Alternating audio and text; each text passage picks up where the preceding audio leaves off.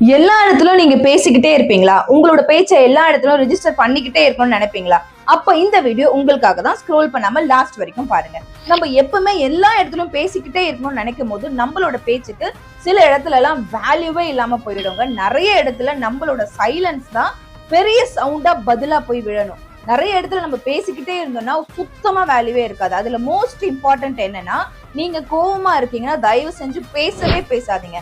அதே மாதிரி ரொம்ப சோகமா இருக்கேன், நான் டயர்டா இருக்கேன் போதுமே பேசாதீங்க. அப்ப நம்மளோட இமோஷனலா இம்பேலன்ஸா இருக்கும். இம்பேலன்ஸா இருக்கும்போது நம்மளே மீறி வார்த்தைகள் வரும், நம்மளே மீறி வேற மாதிரியான விஷயங்கள் எல்லாமே சொல்லுவோம், சொல்லக்கூடாததெல்லாம். சோ அதனால அப்ப பேசவே பேசாதீங்க. முக்கியமான விஷயம், நீங்க பசியில இருக்கீங்க, நான் ரொம்ப சோகமா இருக்கேன் அப்படின்னும் போதுமே தயவு செஞ்சு பேசவே பேசாதீங்க. நீங்க அந்த இடத்துல இருந்து சைலண்டா வெளியில வந்துருங்க.